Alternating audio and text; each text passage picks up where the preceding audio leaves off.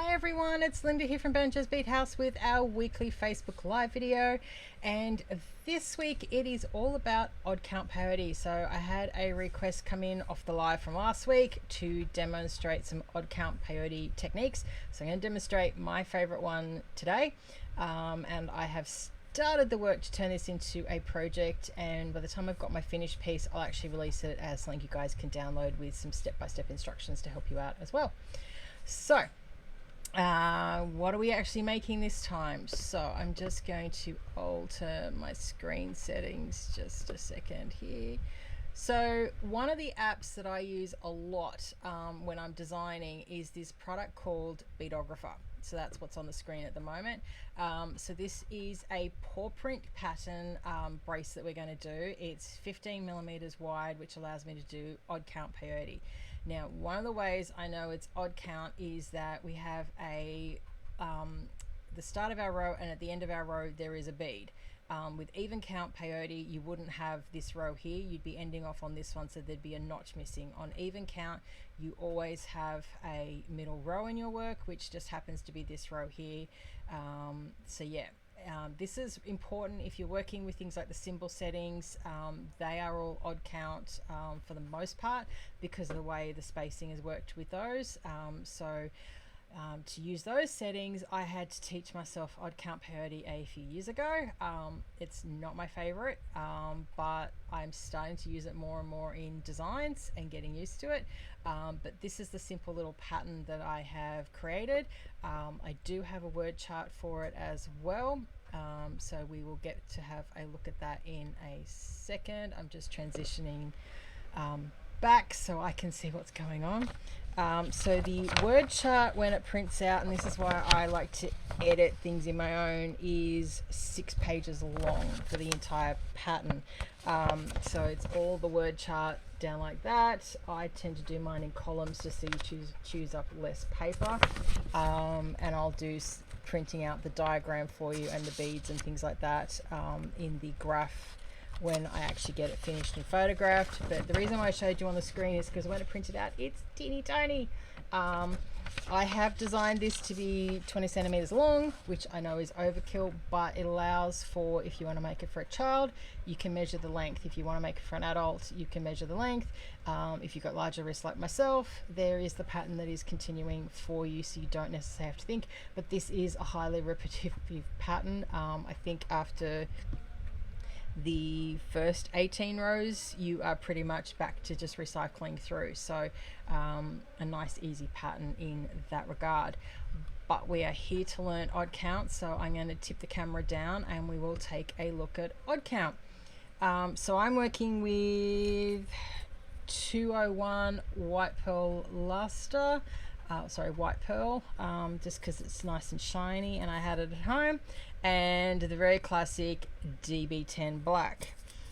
You'll also notice I have a Miyuki slide tube here, so this is how I'm going to finish off my bracelet. So I will show you guys next week how we actually finish off using that, so that will be part 2, which is why this one's called part 1.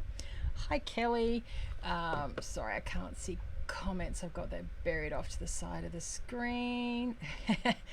Yes, good afternoon to you too. So odd count. So because it's a little tricky to get started, I have actually already started and done the first little black and white paw. Now you do not have to do your pattern in black and white, you can do this in whatever colors you like. I chose this because it was at least high contrast, and the MacArthur, it was MacArthur beads, and I meant to look it up. I will tag it later. Craft group, it used to be Mac Beads, that I'm a member of. Their beading challenge theme at the moment is pussycats from memory, so that inspired my little paw print. You could have fun, putting a little pink detail, you could have fun with it. This was just my little creative license in order to be able to demonstrate odd count. So I am currently on a even count row. I know that because I haven't turned in a bead, and I can see the little notch. When you've got a little notch sticking out and where you can put your needle in, you know you're starting on an even count row. So I also know that this row is just straight white beads, so that makes my life a little bit easier. So I can just pick up my bead and stitch a row of even as we go.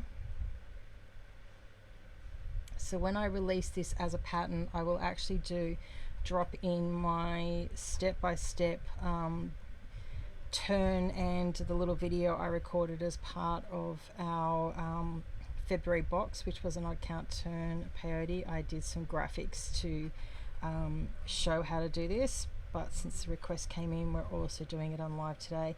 And yes, I have a ridiculously long thread. It was the end of my fire line roll, so I just put it all on rather than chop it, and yeah, I'll just deal with working with a ridiculously long thread that gets caught in everything. Normally it wouldn't be this long, but I didn't want to waste it. So you can see as I've come out here, there is no bead for me to step out into. So this is where we need to do an odd count turn. So to do an odd count turn, you need to pick up the bead. You are going to position it. So I want the bead to sit here. We're going into the bead next to where we want it to sit. And this is if we're doing the figure 8 turn. I'm going to show you the step by step for that. It's my favorite way of doing it. There is a triangular turn which I've had to do in our kite, which is this month's project. It's not bad, but I just don't like it for bracelets. I find it puts too many strands, too much thread running through the beads, so and became a little bit cumbersome. I did experiment with it. So for stuff like this, I prefer the 8. So on the second row, we're just going through that last bead that we actually exited, so basically the one under. And normally I'd actually try and do this in one movement, but I'm trying to be careful to demonstrate it. On the third row, we're going down through the outer bead on that row and up through the one inside next to it. Now this is why I'm also working with a size 12 needle today, and I'm being very, very careful, particularly since I was up to the wee hours this morning finishing my collider cycle that I'm doing in a bead-along at the moment. I will share photos and video of that over the next couple of days. I finished it and broke a lot of beads because I had the wrong size needle, and I actually think I've got a 10 in here and it should be a 12. I'm also holding my work as I'm wiggling my needle through. That does help support the delicates and just stops them from breaking. And you can see here my thread is a hot tangled mess. Yeah, this is the perils of me working with a long thread. And of course, trying to do it on live, it just all wants to muck up.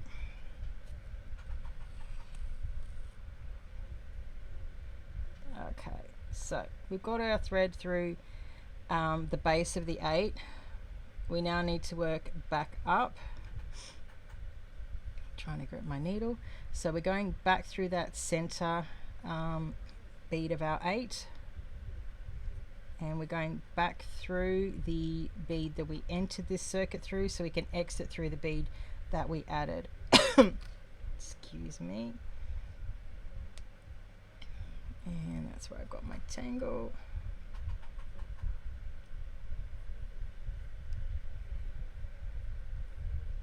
It's just a little. You just want to be careful when you are pulling through so many strands that you are avoiding knots and tangles and things which can cause a bead to crack. Okay, so that's where I'm exited, so I can enter through here, which is the bead that we added for this row. So you can see we're back to the start where we've got one on the edge, one on the either edge. The great thing with using the sliding tubes with odd count is it's going to have great stability because there's a bead on either end of the tube to go in. So bear with me as we do one more round of this, and I'm just going to quickly try and figure out where I am up to. So we just added 1 row 5, we've added 1 row 6, so I've got 2 rows of white, so I can do all of this with white.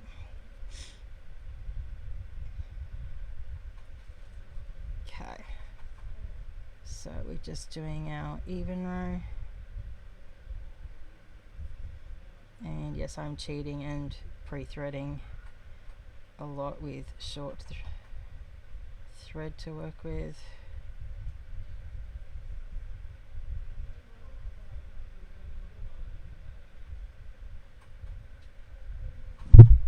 Oops.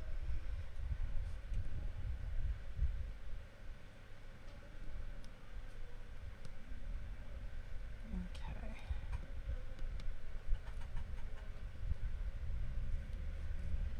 And I've just got one more. So some of the reason why people don't like odd count is you can get a little bit of wobbliness. That's also a little bit of my tension. Just something to be aware of.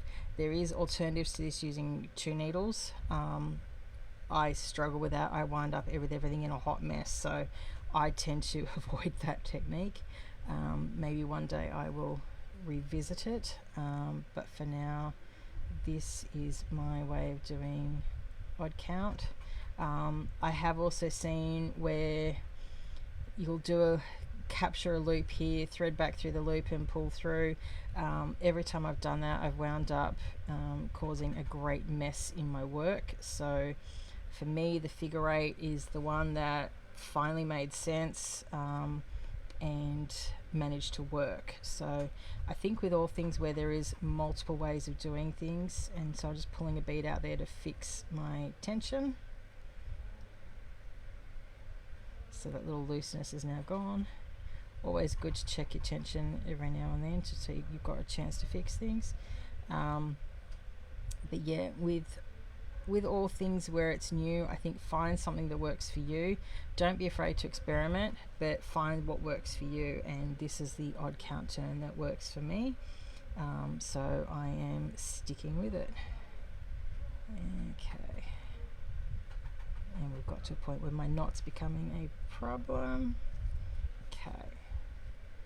So yeah, we've got one more row of white, and then we can start in on the black from the looks of it, without seeing my color chart. If it's wrong, I will strip it out and fix it later.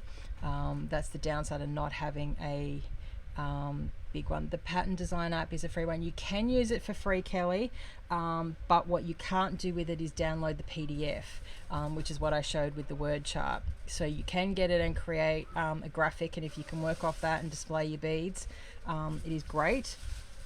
But I think this is only about, when I signed up a couple of years ago, it was $7.99 US a year. I think it may be now about $15 US a year.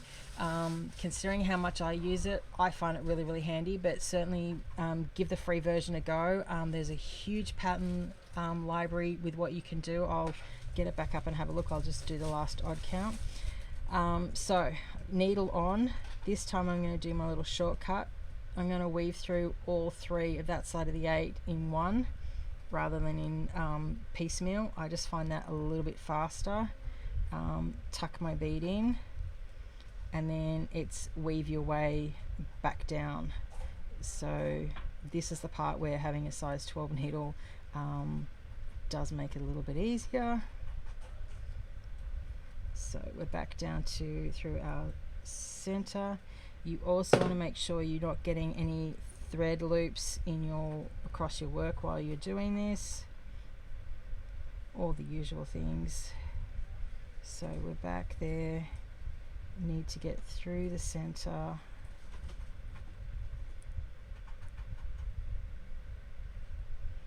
So we're exiting through the center. We are exiting through the bead next to the one we added. Oops. Okay, and then we are ready to come back up through there, which is the bead we added, and keep going now. Because I'm not sure where I'm up to, I'm going to stop here in case I have made a boo-boo in my length.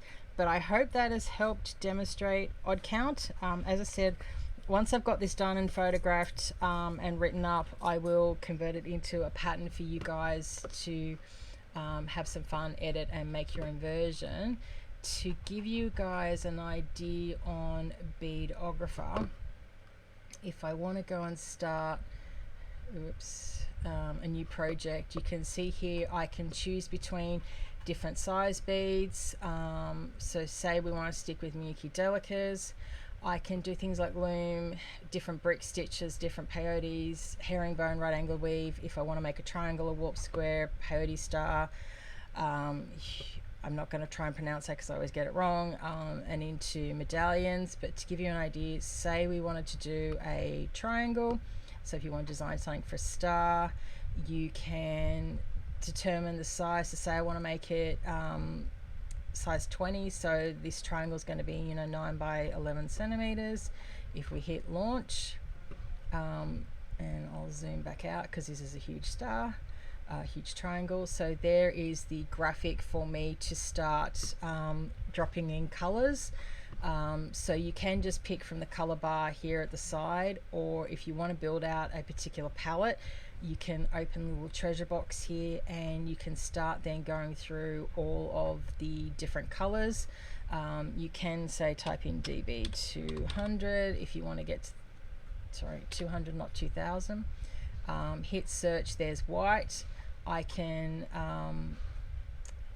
swap it out for a particular color. I can add it to my palette, so it's now down here at the palette. You can also add it into palette libraries and build out different things. So that DB200 is now there. I can pick up and draw, that's the erase tool. I can draw with it, so I want that all to be that. If I decide I want to change a color, you can't, sorry, you can only see, oh, I've changed to the wrong camera. Okay, sorry, I forgot to transition over. Okay, let's try that again. Sorry guys. Okay, so say we wanted to start a new project. As I said, we can choose between things like all of the different Miyuki libraries, Toho, Into Treasures, and iEco. So as I said, we'll stick to Miyuki 11s. We'll go and do a warp square for just something different.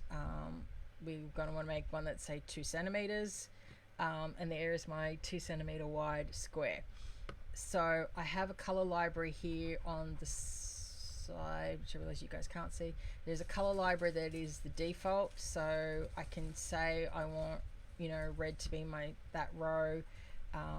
This row I want red accenting here, and then complete to build it out however I want. Once say I've decided, I've gone and checked my stash and I've got there is a DB 600 something red. I can come here and type in DB60 and it should bring me up that library. So there we go, it's DB602. What we can do is swap in, and all of a sudden that's now DB602. So you can swap in and change your colors quite easily. If you are on the paid version, you can export that, get a PDF chart. If you're not on the paid version, I believe this is where you're limited to, but you can come here. I think I just bought it, so I didn't actually play with that. You can choose to see bead symbols. So if I have assigned that under the palette, which I'd have to come back here to do, I can say that is color A. So now when I go back, you can see A. So you can assign your colors and do things that way. So yeah, you can take screenshots. So you can take that out as a reference and then go figure out how to stitch it. But I like this because it's allowed me to go and play with different designs and figure things out. And particularly for the Kaleidocycle I made, I started it all in here. So yeah, this is one of my favorite tools as I'm playing around and designing. So yeah, okay, let's get back to me then. Whoops, sorry, too many cameras. Okay, oops, wrong one. Sorry, I moved things around and then I get discombobulated. So that is my intro to odd count, so hopefully that, and also a little teaser on beadographer, so I hope that has helped you, Kelly, with the start of odd count. As I said, when I get this actually finished as a bracelet, which I'll try and do over the next week, I'll show you guys how to use the little slide tube ends, so then you can just attach whatever you want to finish it off. That allows you opportunities when there's a 60mm wide version of that slide tube. You can start doing like mini tapestries and all sorts of fun things with the Muki slide tubes, and it's a fun way of ending stuff off without, you know, with being able to hide little step ups from Peyote. So that's it for me for the week. I will be back next week with part 2 of this one, and I haven't forgotten your request for 2-drop Peyote. It's like I need to go and do a refresher on, so that might be a little ways down the line, but I will be designing it on beadographer, so I'll also make that as a project you guys can share along the lines with me as well. Have a fun, safe, creative weekend, guys, and I will see you next week. Bye for now.